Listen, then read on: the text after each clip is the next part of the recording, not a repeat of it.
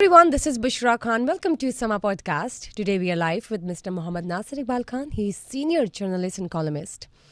जैसे कि आप जानते हैं कि कल 6 बजे से 8 फरवरी 6 PM ऑनवर्ड्स समा टीवी, समा डिजिटल ने आपके साथ नताइज शेयर करना शुरू कर दिए 1 to 1 डायरेक्ट। और नताइज 30 to 40% जो थे रात 12 बजे तक आप लोगों के साथ शेयर हुए। लेकिन यूजुअली ऐसा होता है कि 70 to 8% वोट काउंट हो जाता है और समहाउ पता चल जाता है कि मेजॉरिटी में लीड कौन करिए पार्टी, तो क्लैरिफिकेशन ज़रा आ जाती है। लेकिन इस वक्त 9 फरवरी है, हम लाइव हैं आपके साथ और जुम्मे का वक्त है, दोपहर का टाइम है और अब तक नताइज का पूरी तरह जो रिज़ल्ट है पूरी तरह नताइज सामने नहीं आए। कंफ्यूजन है, कशमकश भी है, पूरी की पूरी आवाम जो है वो नेल ब्रेकिंग सिचुएशन में है। नेल ब्रेकिंग सिचुएशन ऐसे है कि अब नहीं पता इस वक्त कि वज़ीर आज़म कौन होगा, वज़ीर आला कौन है, सूबाई कौमी असम्बली में नुमाइंदगान कौन होंगे और भी बहुत सी चीज़ें हैं, कौन किस हल्के में। कल तो ऐसी सिचुएशन थी कि अगर एक हल्के में ख्वाजा साद रफ़ीक लीड ले रहे थे, लतीफ़ खोसा कुछ मार्जिन से पीछे थे, लेकिन फिर लतीफ़ खोसा लीड ले रहे थे तो ख्वाजा साद रफ़ीक, और फाइनली पता चला है कि जी लतीफ़ खोसा ने लीड ली है, जीत लिया है ख्वाजा साद रफ़ीक के मुकाबले में। और सबसे बड़ी बात ये है कि बड़े पढ़े लिखे अंदाज से एक ट्वीट किया ख्वाजा साद रफ़ीक ने, मुबारकबाद की, जिसके बारे में मैं जानूंगी सर से।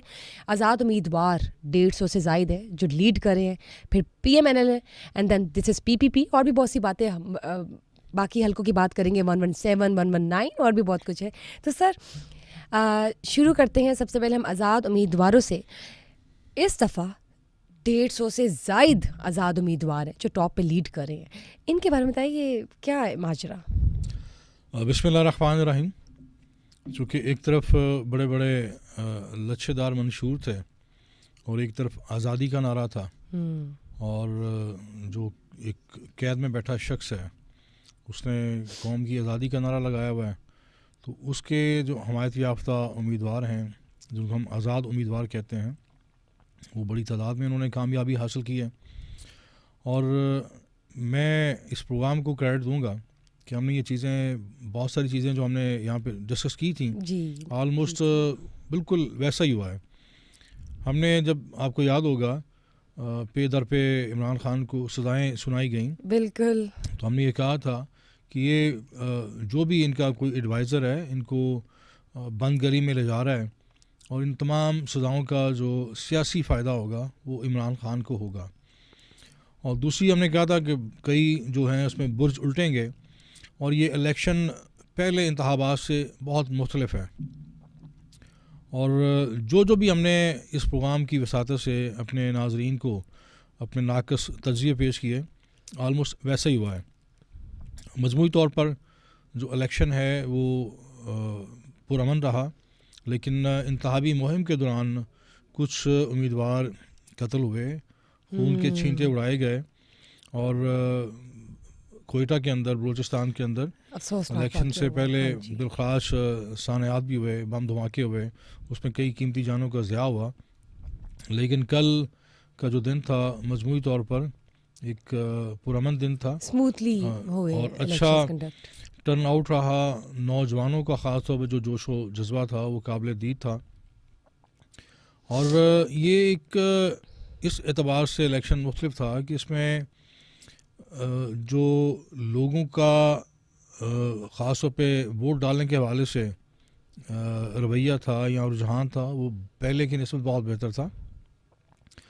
मुझे इतलात मिली कि बाज़ जो हैं पोश आबादियाँ, उनके वोट दूर दराज पसमानदा आबादियों में शिफ्ट किए गए हैं, यानी उनके जो पोलिंग स्टेशन थे उनके जो कहना चाहिए लाइक डिफेंस के बहुत सारे अफराद ने मुझसे रब्ता किया कि हमारे वोट बहुत दूर दराज आबादियों में कन्वर्ट किए गए हैं।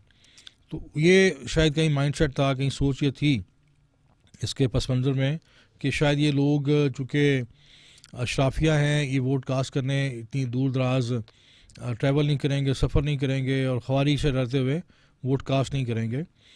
और उसके बावजूद लोग निकले हैं, बहुत ज़्यादा टर्नआउट था। आप देखिए कितना ज़्यादा टर्नआउट था। इसको एक मार्का समझते हुए इस इलेक्शन को अपना वोट कास्ट किया और नताइज आपके सामने हैं।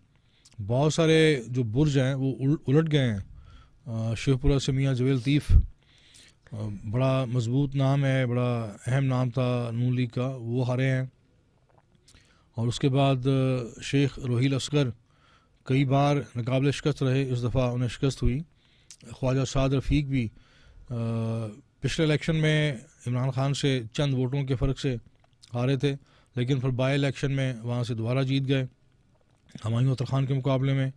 इस बार उन्हें वाज़ेह शिकस्त हुई है। सरदार लतीफ़ खोसा वहाँ एक बिल्कुल हैं तो वो भी डिफेंस के रहायशी, लेकिन इस हल्के से इलेक्शन उन्होंने पहली दफ़ा कंटेस्ट किया है और अच्छे मार्जिन से जीते हैं। और हमारे यहाँ जो हमारे सियासी कल्चर में जो फुकदान है, जो जिसकी आपने निशानदेही की है कि साद रफ़ीक ने बड़े कुशादगी के साथ, बड़े वसअत क़ल्बी का मुजाहरा करते हुए और सही मानों में स्पोर्ट्समैन स्पिरिट का मुजाहरा करते हुए उन्होंने अपनी शिकस्त तस्लीम की। उन्होंने कहा जी मैं अवाम के फ़ैसले के सामने, अवाम के इज्तिमाई फ़ैसले के सामने सरेखम तस्लीम करता हूँ। और उन्होंने सरदार लतीफ़ खोसा को मुबारकबाद दी। ये बड़ा पढ़ा लिखा अंदाज़ ये है। बड़ा मैच्योर, चूँकि ख्वाजा साद रफ़ीक ज़माना तालिब इल्मी से सियासत में हैं, उनके वालिदैन सियासत में थे, ख्वाजा रफ़ीक शहीद, और उनकी जो वालदा हैं वो भी MP रहीं। और ये जो एक सियासी घराना है, इनफैक्ट उनको चूँकि वालिदैन से तरबियत मिली हुई है, फिर मुस्लिम स्टूडेंट फेडरेशन की उन्होंने सियासत की हुई है और बड़े एक ज़ीरक सियासतदान है और ये उनसे इसी किस्म के रवैये की उम्मीद की जा सकती है। और मैं समझता हूँ ये एक काबिल तकलीद सियासी रवैया है और तमाम पाकिस्तान के अंदर जो लोग जिन्हें शिकस्त हुई है उन्हें खुले दिल के साथ अपनी शिकस्त तस्लीम करनी चाहिए। ये कोई आखिरी इलेक्शन नहीं है, इसके बाद फिर इलेक्शन आएंगे। और लेकिन अगर हम इस मेचोरिटी का मुजाहरा करेंगे, इस सियासी दानाई का और वसअत क़ल्बी का मुजाहरा करेंगे, तो इससे एक ओवरऑल जो हमारी सियासत गाली बनी हुई है और सियासत का जो वक़ार है वो बहाल होगा। सियासत पर जो मैं समझता हूँ कि ऐसे लोग जो हैं सियासत से मुतनफ़र हैं, वो दोबारा सियासत में दिलचस्पी लेंगे। अगर पूरे पाकिस्तान में जिस तरह नताइज रोके गए हैं और वो ऐसे सियासतदान जो वाक़ईतन अगर सियासतदान हैं तो वो खुले दिल के साथ अपनी शिकस्त तस्लीम करें और इस जो डिलेइंग टैक्टिक्स हैं इनके ख़िलाफ़ आवाज़ उठाएं। बदकिस्मती है, अभी मेरी आज सुबह बात हो रही थी पाकिस्तान के साबिक़ चीफ जस्टिस मियाँ साकिब निसार साहब से और उन्होंने आज की सूरत हाल पर मुझसे गुफ्तगू की और उनका कहना था कि मेरे दौर में मैंने ये यकीनी बनाया कि नताइज में ताख़ीर ना हो। तो ये जो नताइज में ताख़ीर है, ज़ाहिर है इसमें फिर बहुत सारे इब्हाम पैदा होते हैं, ओहाम पैदा होते हैं, लोग चहमगोइयाँ करते हैं, उंगलियाँ उठती हैं और एक फिर से एक बेयकीनी पैदा होती है और मजमूई तौर पर जो इंतखाबात की साख है वो बदकिस्मती से राख का ढेर बन जाती है। और ये इलेक्शन कमीशन का मैं समझता हूँ 5 साल बाद या जब भी उन्होंने आ जाके इलेक्शन करवाने होते हैं, अगर वो अपना निज़ाम इतना बेहतर, इतना फ़ाल नहीं बना सकते तो मैं समझता हूँ तो फिर ये उनका इस मनसब पर रहना और 5 साल मराहत इंजॉय करना वो एक सवालिया निशान है। अगर आप 5 साल बाद आपने डिलीवर करना है, आपकी कारकर्दगी का जो पैमाना तो यही है कि हर 5 साल बाद आपने इंतखाबात का इनेकाद करना है, तो अगर वो स्मूथ नहीं होता, उसमें अगर नताइज, असल बात नताइज की है, वोटिंग ठीक है आपने उसको मेक श्योर किया, लेकिन बात तो सारी नताइज की है। पूरी कौम की नज़रें होती हैं, लोग शब बेदारी करते हैं, जागते हैं कि हमारे पसंदीदा उम्मीदवार का नतीजा क्या आता है, हमारी फेवरेट जमात कहाँ खड़ी है। और इतनी ज़्यादा ताख़ीर बज़ात ख़ुद बहुत बड़ा एक मुअम्मा है, एक सवालिया निशान है और एक अदम एतमाद है। आपको याद होगा कि पिछले दिनों इन इलेक्शन से पहले इंतखाबी इस्लाहात की बात तो हर दौर में होती है और ये प्रपोज़ल थी कि आप बायोमेट्रिक सिस्टम, जिस तरह एक ख़ुदकार मशीन भारत के अंदर इंतखाबी निज़ाम मौजूद है, जी तो वो जो है जो मशीनों पर आप अपना थंब लगाते हैं और एक इलेक्ट्रिक वोटिंग मशीन के थ्रू आप इंतखाबात का इनेकाद यकीनी बनाएं ताकि ये जो धांधली का और झुलू का शोर उठता है वो ना उठे।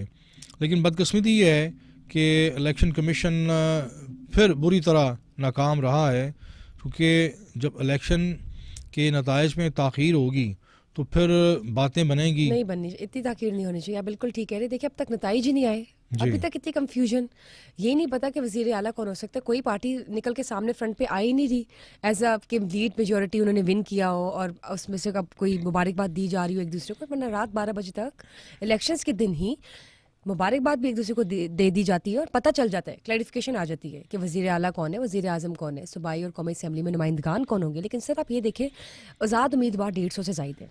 अब आप मुझे ये बताएं कि वो भी एक अलग राउंड ही उसको हम कह देते हैं कि अभी उनका भी पता चलेगा कि क्या उनका वो बनता है। तो आपको क्या लगता है कि आज़ाद उम्मीदवार जो है वो क्या पार्टी बनाएंगे या क्या हो सकता है? देखिए, ये पहली बात मैं ये अर्ज़ करूँ, हमारी जो रियासत और सियासत है वो इंतखाबात के नताइज में जो ताख़ीर है उसकी बड़ी भारी कीमत चुकाती है। तो ये इलेक्शन कमीशन का काम है कि अभी भी जो मज़ीद ताख़ीर से गुरेज किया जाए और फौरी तौर पर नताइज अनाउंस किए जाएँ, और जहाँ कहीं शिकायत हैं उनको उनका नोटिस लिया जाए और ये उनकी मैं समझता हूँ शिकायत का अजाला किया जाए।